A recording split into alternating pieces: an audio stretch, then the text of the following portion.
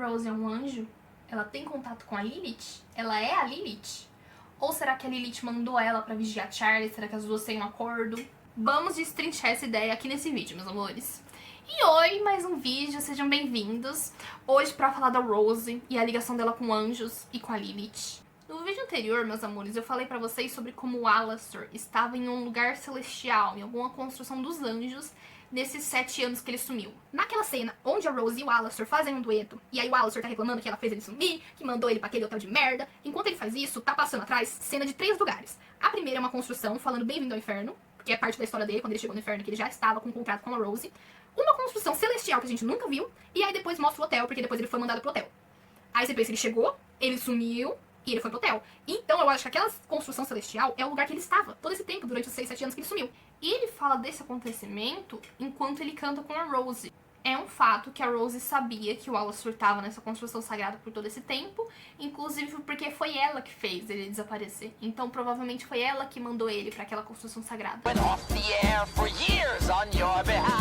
know, and you're so kind. And since you made me disappear, my name inspires much less fear. E juntamente a isso também falamos sobre como Zestial fala pro Alastor, pergunta pro Alastor se é verdade o rumor de que ele caiu por mãos celestiais. Então nós sabemos que o Alastor caiu por mãos celestiais. Se essa mão celestial que ele caiu foi da Rose ou de algum outro ser celestial que estava ajudando a Rose, a gente ainda não sabe, mas é mais uma prova de que ela tá ligada com todo esse rolê. A Rose, em relação ao Alastor, ela usa correntes douradas. E dourado é um poder que a gente só viu acontecer com os anjos e com a família real ali do Lucifer com a Charlie. You are my pet. I say when to sit and stay, roll over or go back. Então talvez as condições daquele pacto tenham alguma coisa a ver com a família real ou com os anjos, sim.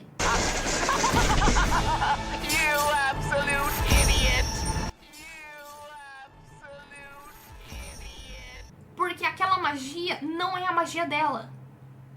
Isso talvez explicaria também porque que de todos os Overlords, todos os demônios do inferno que poderiam ter aparecido no rádio do Alastor, quem apareceu foi a Rose. E ela tem várias coisinhas assim que ela faz que não deveriam ser capazes de um pecador ou de um Overlord fazer. São vários detalhezinhos assim, angelicais. A Rose é a única pessoa do inferno que a gente já viu prestar algum tipo de homenagem para a família real. Porque muitas pessoas gostam da Lilith, acredito que a maioria do inferno tenha essa admiração pela Lilith, pela líder que ela era, pela revolução.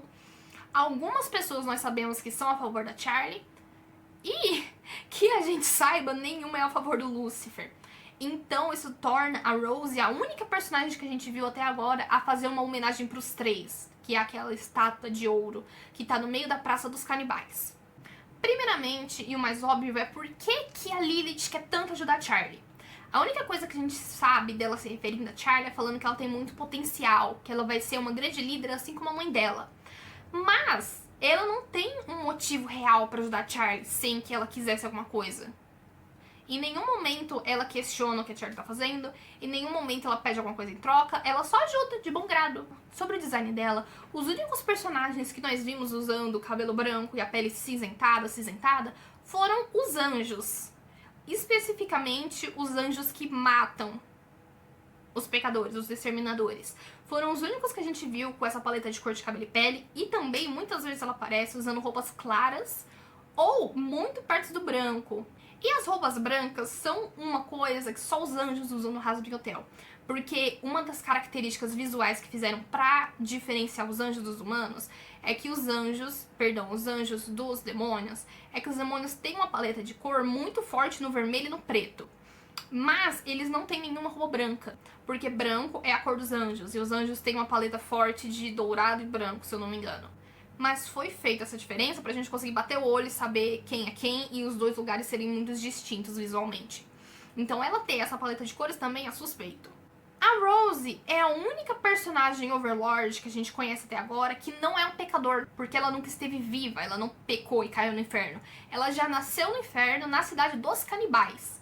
Isso é uma característica muito única dela, dos canibais também. Todas as outras pessoas que estão ali são pecadores, todas as pessoas que são originárias daquela cidade são pecadores, ter uma cidade específica com coisas, criaturas que não são pecadores, mas também não são os habitantes originais daquele anel, é esquisito. É único, assim, muito único. E assim como as outras criaturas que são originárias de outros lugares do inferno, como por exemplo os ímpios, os diabinhos, do Anel da Ira, eles podem se reproduzir, os canibais podem se reproduzir. Os pecadores não podem se reproduzir, tá? Não tem chance deles terem filhos. A exceção que a gente tem é o Lúcifer, porque ele não é um pecador, ele é um anjo. Mas agora, por exemplo, a Lilith. Acredito que a Lilith não poderia ter um filho. Outra coisa, que também foi citado, o Alastor, ele sumia com os pecadores. Fala que ele fazia no rádio, né? Colocava no rádio o grito dos outros overlords e depois eles sumiam. Mas não dá pra você matar um overlord permanentemente sem arma celestial ou poder celestial. Mas ele acabava com esses overlords. Talvez um poder celestial que foi garantido pela Rose, que foi garantido por alguém lá de cima. E como é que a Rose garante o poder pro Alastor de ser um dos pecadores mais fortes do inferno, se ela mesma foi citado que de uma escala de 0 a 10 pro quanto a Rose é poderosa, o quanto ela é forte, ela só fica no 2. Ela é muito fraca. Como alguém tão fraco dá o poder pra um pecador de ser o overlord mais forte de todos? Sai muito da regra, não é algo que ela deveria ser capaz de fazer sozinha. Então será que é uma força que ela pega emprestado de alguém? Será que ela simplesmente foi a ponte e quem deu essas coisas pro Alastor foi a Lilith através da Rose? Talvez ela seja um fantoche? Pode ser. Seguindo falando do Alastor, ele sumiu pelo mesmo período de tempo que a Lilith sumiu. A Rose fez ele sumir depois que a Lilith sumiu. Ela não tem por que fazer isso. Nada disso prova que a Rose é um anjo, que ela tem um pacto com o céu, mas deixa extremamente provável. Pra mim, parece que eles estão deixando pistas no caminho pra gente poder criar uma duvidazinha na cabeça, ligar os pontos. Tudo isso ser coincidência é realmente muito improvável. Eu acredito sim que ela tem uma ligação com a Lilith. Eu ainda não tenho certeza, não consegui deduzir ainda se é algo que ela tá fazendo de vontade própria, se de repente ela é só um fantoche. Porque eu também não consigo imaginar a Lilith sendo uma canibal, decidindo ser uma canibal e dar conselhos de relacionamento pras pessoas. Eu não consigo imaginar ela fazendo isso. Então, que a Lilith é a Rose, eu realmente acho muito provável. Que ela tem um pacto com a Rose, aí eu já acho bem provável. It can be difficult to admit to things you're not proud of, especially if those things hurt the ones you love. She fucked up, sure. She's flawed, but hey, who down here isn't? If there's anything I've learned, it's that words are cheap, but actions, they speak the truth. Acabei de desenvolver uma teoria. Nós sabemos que a Lilith deixou a revolução, parou, cortou contato com todo mundo lá embaixo e agora ela tá no paraíso. A minha teoria é de que o céu estava se sentindo ameaçado com a revolução que ela estava trazendo e que a revolução dela era pra tomar o céu. Porque o Vox depois, ele tenta fazer a mesma coisa que a Lilith, ele fala que ele tá se esperando a Lilith, que ele vai fazer o que a Lilith queria várias vezes, e o que ele queria era chegar no céu. Então talvez o que a Lilith queria era chegar no céu.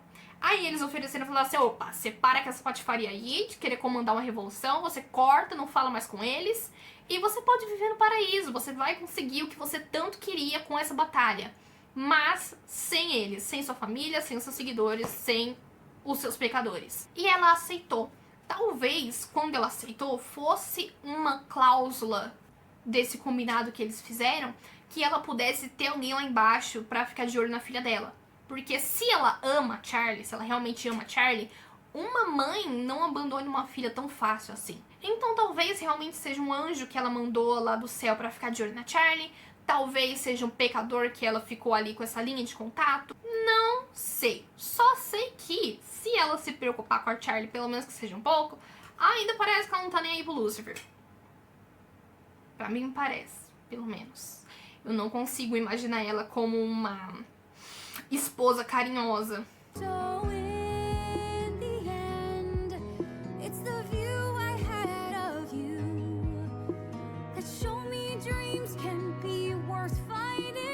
meus amores, chegamos ao final de mais um vídeo. Espero que vocês tenham gostado. Deixa o like, deixa o dislike se você quiser, compartilha, deixa um comentário, se inscreve no canal que ajuda bastante. Realmente, se vocês tiverem alguma sugestão, coloquem nos comentários, porque eu estou ficando sem ideia. Eu acho que eu só tenho mais uns 3 assuntos pra falar e aí eu vou ter que arranjar outra coisa. E esse foi o vídeo de hoje. Beijos e até a próxima.